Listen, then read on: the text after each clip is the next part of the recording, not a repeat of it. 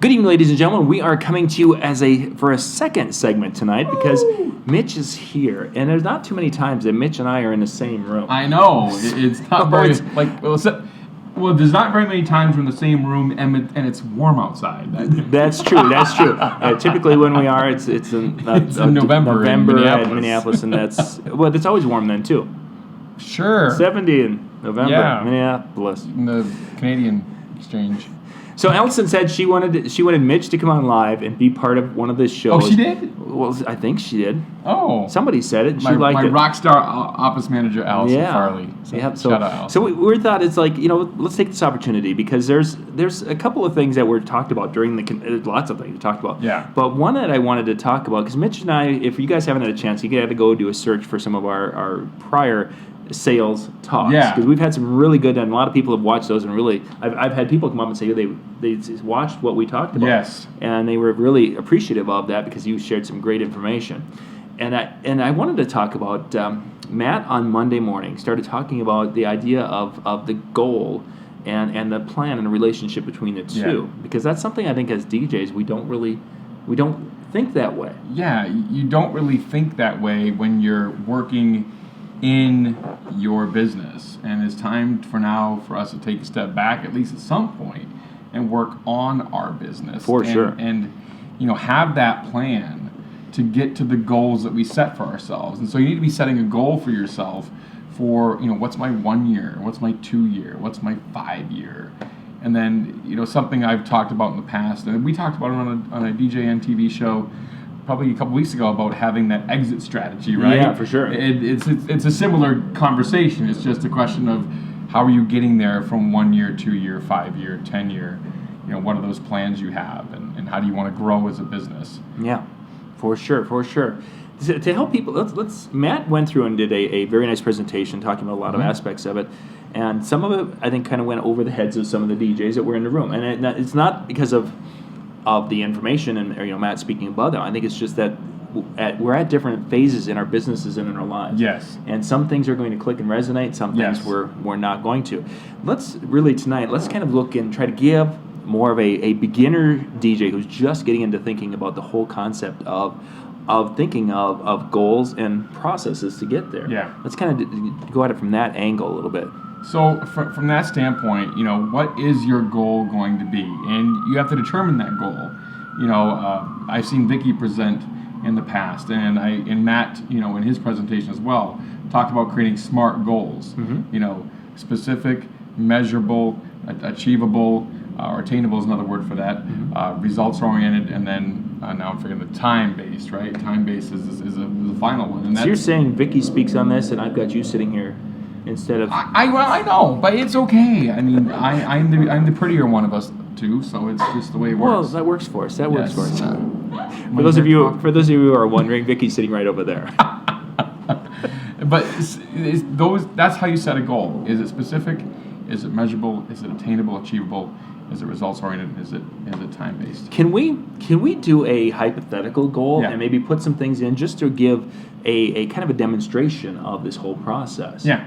So what's that goal you want to do? Let's say you want to increase your sales by, pick a number. I mean, you want $5,000, you want to do $10,000, whatever it is, and then break it down. So let's say you're at $50,000 right now. Okay. And you want to get to $75,000 in gross sales. So basically increasing by 50% in the course of a year. Exactly. So you want to get to $75,000. So that's, figure, okay, let's do the math. There's 12 months in a year, so you multiply that out times 2. That's $2,000 a month. Let's say let's a little over $2,000 a month to pull that off. So how can you get another $2,000 a month in? Well, you break that down. Okay, so $2,000 a month. Oh, that sounds like a lot of money. Okay, that's $500 a week. Yep. So how can you pick up another $500 a week? Maybe it's the bar show. Maybe it's hosting trivia. Maybe it is looking at some corporate accounts and really honing and tweaking down in regards to, okay, I can approach this school and this school and this school and look at your marketplace and see what else is out there that you can approach to get that, and how much do I need to charge to get that kind of money. So if you look at the basics of that, that's one way to go about it.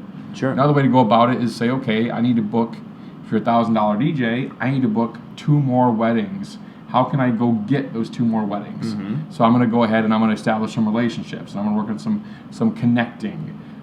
That to me is a big part of my process, is connecting with my clients, connecting with colleagues, and working on that together. We do a social media calendar for tailored weddings, and our Tuesday Tips from the Pros segment is a big deal for me, and just making sure we can connect with those individuals and drive that sale forward and make those connections and get those referrals. That's important. So that's how I would go about trying to get an extra $2,000 a month. Is you need to make the connections. You need to look at, okay, am I going to try to get it in bar work? Am I going to try to get it on the corporate side? Make a choice of how you want to go about getting that work. And I think let's look at that now. You mentioned quite a few ways, and there's others. Like doing upsales. Yeah, upsells are a huge thing to do. There's so many possibilities, and I think one thing that DJs will find themselves doing is that they're looking at 10 different. They come up, okay, I have 10 ways of making that $2,000 extra a month, and they'll almost become paralyzed by having this too many options. Yeah. And they're not focusing on maybe 1 or 2, and really saying, okay, I'm going to do it by doing these 2 or maybe these 3 things. Yeah. We're going to try to do that shotgun approach. Well, who are you? What do you enjoy? I mean, what do you want to get out of it? Upsells is a great thing because it's much easier to sell an additional service to someone who's already bought from you. Yeah. They already believe, like, and trust you. Exactly. That's huge. And that's crucial to do. So for our couples, in fact, I just had a phone call before I came here to Vegas, and the bride added on minister services and ceremony sound and coordination. For us, that's $700. Yeah. So there's a third of it right here. Exactly. Right there, over a third of it. And in that particular case, it's not like you're really investing in anything new. We don't have any major overhead. No, the cogs of that are really small, relatively small, considering, or on a percentage scale. And so it's an easy upsell for that to be able to take care of them because you're already on their event. Now, how else can I help you? What other services are you looking for? For sure. One concern I have when it comes to, okay, so I need to make another $2,500. Let's just round it off to that. Yeah. $2,500 a month, and there's things called DJ thinking, and we refer to that in a negative way. I hate DJ math. DJ math. And here comes some DJ math. Okay, I need to make another $2,500 a month. So what I'm going to do is I'm going to buy a photo booth, and I'm going to rent this thing out at $800 a time, and that's 3 times, and there's your $2,500. Well, yeah, I've got $2,500 right there, right? Yeah, exactly. Even though reality I'm $100 short, and I haven't forgotten about my cogs. And you got to pay for paper, ink, and a person, and transportation, and cards, and all these things about running props. A business. What? I gotta have all those things. Yeah, all of a sudden that whatever the $2,400 is gone. Yeah, you're actually going in the hole, and that's that. Unfortunately, sometimes that's the DJ mentality: is that we're going to add something, but the adding something ends up costing so much more money that it really doesn't become an addition to. It becomes another of sucking on. Yeah, it's a money suck. So here's something else that I would implore you if you're looking at and going to a convention like this and things like that, is you ahead of time you look and see what are some of the big technologies that are coming out. With NAMM show, for example, all the major things come out typically at NAMM, and then you have Mobile Beat right behind it. Marches, so you're able to find out those things that are coming out. And now what I did a few years ago, I remember when the very first video photo booth came out here at Mobile Beat several years ago now. It was like $20,000 or something like that for it back then. And the reality was I went back home and I surveyed my clients, my past clients, ones that believed in me and already like and trust me as well. And I surveyed them and said, hey, we're looking into creating something different for our upcoming brides. Would you be willing to help us? And let us know what of these you may have been interested in for your wedding. Yeah. So we asked our couples what they wanted. And ultimately it came back that I shouldn't invest $20,000 into a video photo booth. My market probably wasn't ready for it yet. Right. But the fun part was that I didn't have to then go, I gotta have this latest gadget. And then I go drop $20,000, and then later on you see on, one of the sales pages for DJs, the selling sites, that I've got this for sale and I just bought it and I'll give it to you for half $15,000 or whatever it is. Yeah. and gang, don't get us wrong. There's a lot of people make a lot of money with photo booths, and Yes, if you absolutely, have yeah. a business plan and are using non-DJ think, and again, I'm saying that because sometimes DJs we think with our hearts maybe or something else instead of our head.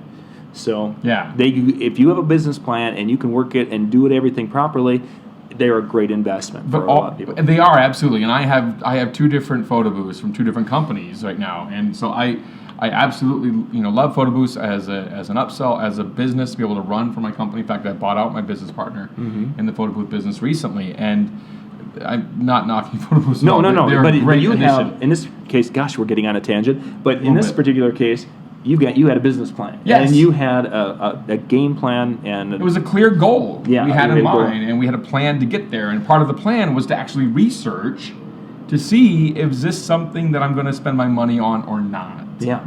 That's part of your plan for your business, is to decide, am I going to drop the coin on this or not? Yeah. And find out from your clients, is it something they want or not? Mm-hmm. The latest blinky light, and I love Chauvet, by the way, but it's it may or may not be able to help you make more money. Yeah. Decide that for yourself. Survey your clients. Find out what they want, what they need, Yeah.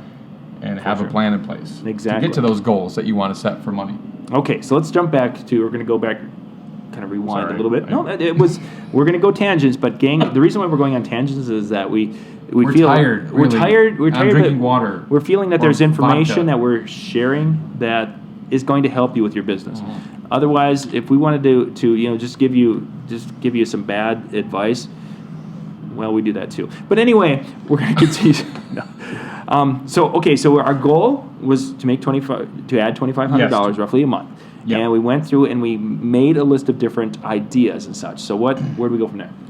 So you make a list of the ideas, and you do the research from your clients to find out if they want to buy it or not. Okay. And then after that, you invest and see, okay, they want this. So for example, for my clients, it was minister and ceremony sound services. That was something that I saw my clients wanted. There was a demand for it, a need for it, a niche to fill.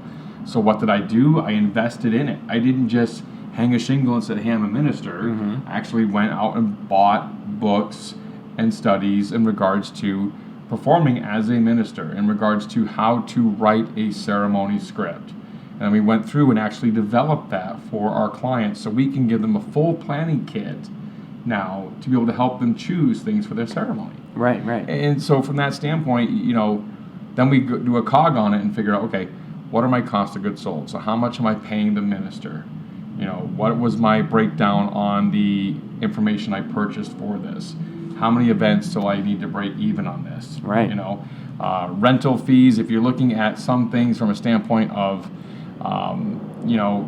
gear, for example, rental cost typically is 10%, right? Yep. So the reality is if you pay, $1,000 for a ceremony system that you put together for the audio portion of the service, then you're going to rent that out for roughly around 10%. So $100 would be your $100 cog on that. And you want to earn your money back. I would argue you want to earn your money back within 12 months is my turnaround time. I want to earn between 12 months. I want to get that money back within 12 months. Some people are more aggressive, or some people are less aggressive. Personally, I prefer 12 months to get an ROI on it. Yeah, for sure. So we just market it from there. And I hope that helped explain a little bit of the cog portion of it. Mm-hmm. Does that make sense? Yeah, it does. It does. We were kind of bouncing around just a little bit. We had and in this particular case, as we had our 2,500, we needed to basically cut a month, so much a week, and you have to find what that's going to be. And then when we went on talking about the officiating, because that's certainly something. Our friend Ken Day has really taken that concept of officiating. And if you want to. I did a great interview with Ken talking about officiating. You can go to our YouTube channel, YouTube / Disc Jockey News, youtube.com / Disc Jockey News. Search Ken Day officiating, and there was a great video we did on that. But what that allowed him to do is he now added that as an upsell, and it actually has moved to the point where that's become a primary in his world, and he's making for his afternoon. And granted, there's more prep and such with that, but I mean, gosh, he's there. Do it back and. His dollar per hour is very, very high for what he's doing, and he's giving a service. So we have we wanted our 2,500. We evaluated. We came up and we figured the cost and such. Now we need to kind of measure and do some things with that. Yes. We have to have a process so we can measure this goal. Yeah. Now let's look at, if we continue with that officiating, what would we be? Are we just measuring the income off that, or are we just measuring the amount of? To me, to measure that goal, you want to go back and see exactly, how many opportunities did you have that year to offer your ceremony services. Okay. And we always ask our couples in the first planning meeting, if not earlier, in the sales cycle, in the actual sales appointment, what services do you need? Right. Are you having an off-site ceremony? Are you having a ceremony in a church? And that will just tell us without us having to go there. Because I'm not going to say to a bride, if she already has a pastor in a church, we're not going to offer minister services at that point, because that may also turn her off to what we offer. Yeah, for sure, especially. So we don't want to do that, So we always just ask that question up front first. But to measure it, you go back and see, okay, how many opportunities did I have? And then how many did I sell? Mm-hmm. So let's say we had 10 opportunities and we sold 7. Okay, so your closing rate was 70% on those 10 that you had opportunities for. You're able to upsell and get 7 more. Mm-hmm. So that makes it measurable in regards to that number. And then attainable, yes, run down the line. It is attainable goal to try to reach that number. But again, is it attainable for just minister ceremony sound? It may not be. Well, let's look at that. What is a charge for a doing the minister part or the officiate? What's a typical number? So our number for that, we typically combine them together. Mm-hmm. And maybe I'm undercharging, maybe I'm overcharging. Everyone's different what they think. Our ceremony sound and coordination package is $500. Okay. That also includes the person who is going to be coordinating the rehearsal for the ceremony as well. And then minister service on top of that is $200. So we charge a full $700 for that whole package. So we have a $700 now. If you figure that let's say the ceremony sound system, we're taking $100, attributing that to the cost there. Yep. And then your labor costs for labor costs for that. Ballpark. You're looking at about $150. Okay, so $150. So we've got $250 of that $700. So now we're down to $450. Yep. Now, if we could sell that 4 times a month, that would put us at short of a month, just short $1,800. Yep. Yeah. So now we either have to, in order to get to our 2,500, we either have to sell another one. And that's still going to be able to 2 more, technically. Yeah, technically 2 more. Yep. And now that becomes, attainable. Can I sell 6 wedding officiates to make our $2,500 goal? And it depends on your volume. What are you doing for volume? And can you sell that many? For us, we couldn't sell 6 a month. Yeah. We need to supplement that other ways, whether it be decor lighting, or whether it be photo booth services, or whatever else we're offering for upgrades for clients. Yeah. And again, now we're back to additional expenses. Now we're investing in gear and more labor and such. If you have $1,000 in uplighting, for example, for if you have 5 fixtures for uplighting, you're going to do a backdrop. Then we typically do a backdrop for around $400. Mm-hmm. Is what we charge for a backdrop for a wall, for lighting. And then you got to realize that, okay, that's 5 fixtures, 6 fixtures, whatever it is we're doing for a run for that. And then you break that out, and let's say you paid $200 per fixture. So your 10% on that is $20. That's $100. We charge $400. That's $300 gross profit on that point. But then you still would have to figure a little bit of labor. Yep. Because even though we're already there, so I wouldn't figure labor. No, you have to. It's part of the job. Even if it's a half an hour total time, there's still labor involved. Yeah.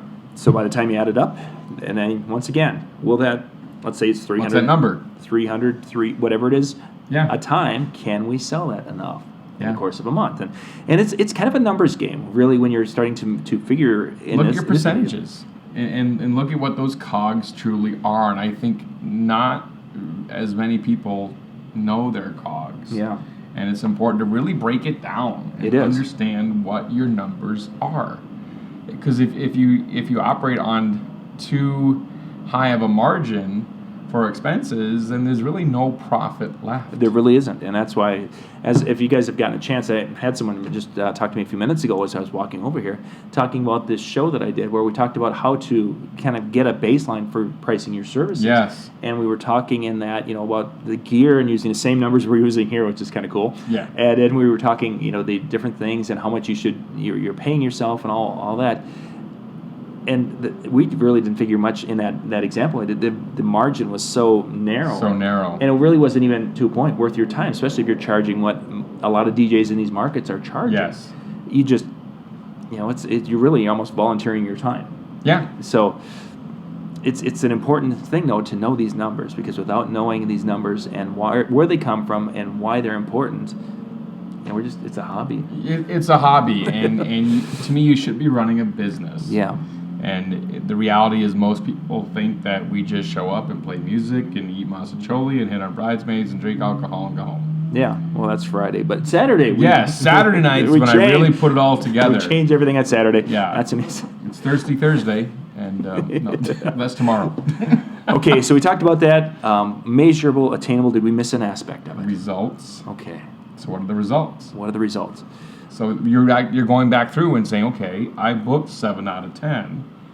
Is this likely for me to do this again? Mm-hmm. And what are the results? So go back and look over the year.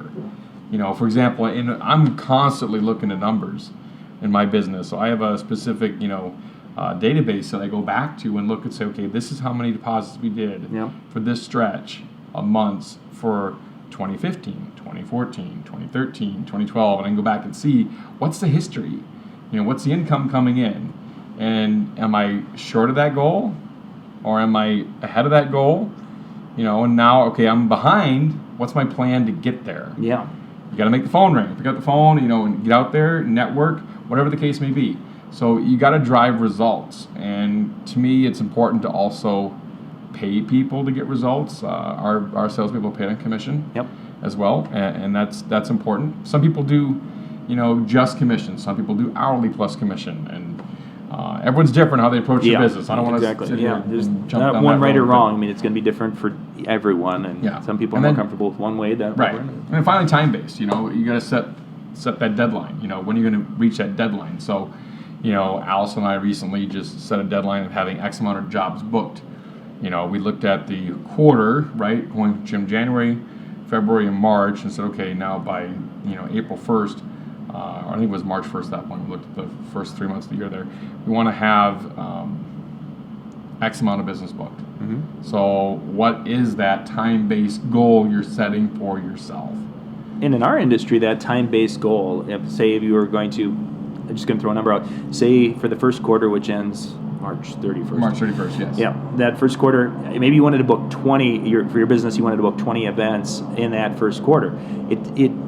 Our booking season, though, as those of you who are experienced in this, it is a roller coaster. Yeah. We have booking seasons, and we have not so much booking seasons. And we're getting into a little different topic. Yeah. So, it's a little, I don't want you guys to think that you can just basically, go, okay, I want to book 20 gigs. You need to set aside monies as they come in as well. Yeah. And, for example, when you have bookings come in, you should actually set aside that money you're paying your staff and for COGS that when it first comes in.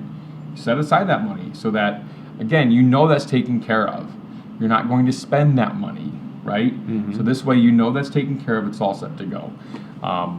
Jason Spencer has been a profit first coach for me and really helped me hone in, that side of my business and tweak it a little bit because frankly, in my numbers, I was, having too high of one thing and too low of another thing. Exactly. And we moved some monies around to help, work on that for me. And it was good. So I definitely recommend to get professional help if you need it as well.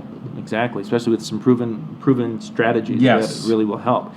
But now we'll get back to where I was headed with it, because I was going to swing it around and get us back. But when you're keeping track of your events and such, and knowing where you want to be in that quarter, because your results, when you measure those results or you go and revisit those, sometimes your results need to be looked at over the course of the year, or a longer term, because you will have the in season and the out of season, and it really is not going to give you an accurate measure of what you're doing. And it's too easy when we look at, oh my gosh, we had a bad month, we didn't book any gigs this month, and just to go panic mode. Yeah, and cut price and that's not what you want to do. Or when I'm on the phone, I get a call, and then I'm like, how much am I don't know. What are you willing to pay? You're selling from that So what's your budget?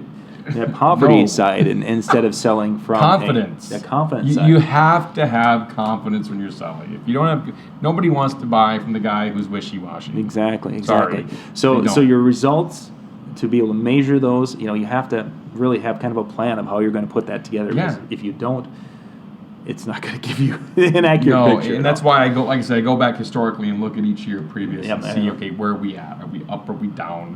What do we need to do to get to the numbers we want to get to? And now what kind of plan can I set in place? So, okay, Allison, we're low this month. We need to go knock on some doors. Mm-hmm. Let's have a promotion, to get more sales in, whatever the case is. Yeah. There's things you can do. You don't want to drop price necessarily, but what can you do to add value? Yep, to the exactly, client? and to really move some things along in the process. Let's take a look now. If we have a goal, we have got our $2,500 monthly goal, and we put something into place in our mind. Say we're going to sell officiating services, and we think we can sell that those six a month, Yeah. and we're really excited about that. And we start that process, and of course, when you first start anything, you're not going to hit 6 your first. No. How far do you think a goal like that, and if you put a couple of things into place, how long would a person let that ride, or continue to work on that before you would, I don't want to say abandon it, but maybe you would Tweak your goal? tweak it to maybe even in this particular case, maybe we get to the point where we figure, you know what, officiating's a nice side, but it's not going to do the whole thing. Maybe Right. we need to add. Yeah, for me, I'm constantly looking at that. It's pretty much quarterly for us. It's every 3 months. We're looking at, okay, where are we at? Where are we Yeah. at? I mean, yes, do we look at things from a weekly perspective, a monthly perspective? Yeah, I mean, you need to. You 'cause have to, yeah. Otherwise, things are going to sneak up on you, and then all of a Yeah. sudden, it's not here. But so we're looking at, weekly for one port, and then monthly, and then, okay, where are we at? But, a mentor of mine once told me, hey, I'll assign these tasks to my staff, and we want to get these done. Yep. Right? So this is our quarterly goals of what we want to get. Now, what's your plan to get there? Now, frankly, as the business owner, I don't care if you get them done, on day 7, or if you get them done, on day 89. Right. Yeah, for sure. As long as you reach that goal of having it done within that 90-day window, we're good, But I think it's important that we take, at bare bones minimum, weekly steps to reach that goal. Yeah. And break down your numbers like we did earlier in regards to, okay, this is yearly, this is monthly, now what I have to do weekly to reach that. Exactly, and that's an important part. I think really we have to look at that concept, because if you're not breaking it down, I mean that if we look at a yearly $25,000 a year, it's like, oh my God, that's over half of what we made last year. How are we ever going to reach that? I mean, it's really you can't look at it that way. Yeah, well, when you break that down, and I mean, let's break it down to how much you need to make each minute. Now that. Right. I've got some friends who, but we're being silly, obviously. There's But yeah. 1,440 choices in every day. Did you know that? Yeah. And it has to, story. you only have to figure out How how many to minutes are in make every some day? money on that. Good. Yeah. So yeah, that's kind of a cool way to kind of break that down, gang. And hopefully that helps you a little bit in that whole concept of making a goal for your business. In this particular case, we use the example of making money, but it could be something else. It could be developing a Another MC for the next season. Yep, I want to expand staff could be a goal, and what it takes to get there. And that's a huge one for us too. I mean, we hire, and then we train the whole year with the staff, and then we look and see, okay, out of the people I hire, normally 50% are going to stay, and out of those 50%, you may get one that'll be a great MC for you. So now we're looking at them after the full season out. Okay, who wants to bump up and start looking to be an MC for the year? And we work on MC training and go from there, and then so, I mean, there's different ways to get to the goal, and it doesn't always have to be financial. It can be other goals. A variety of goals, but we just use the financial as an example, and hopefully that'll help give you guys a little idea of having a goal and having that plan, that systematic plan, and evaluating it and all those different things to get there. So if this was helpful for you guys at all, please put some, share in the comments down below what your thoughts were. If you have some questions about it, you can reach out to us at the Disc Jockey News, either Mitch Taylor at discjockeynews.com, or you can hit me up, whatever. If you didn't like it, it's Bill Herman at discjockeynews.com. Yes, if you didn't like it, Bill Herman was the one who wrote the script for us tonight. Yes, thank you, Bill. And, appreciate Bill, that. Love you. But yeah, just share some thoughts, gang, because if this is the kind of thing that is helping you with your business, we would really like to know, because that of gets us an idea of where we go with these shows. Well, we need to know what you need for content. What do you want to see? How can we help you better? Yeah, that's the important part, because that's what we're doing this for, is to really help you make your business more profitable. Absolutely. Mitch, hey, thank John, you much. It's thank time for us to go out. And it's glad to be in the warm weather. Yeah, well, it's kind of nice in our neck of the woods dark. too, but it's dark. And it's time for us to go find some dinner tonight. We are at Mobile Beat Las Vegas 2016. Thanks for watching. Yes, thank you.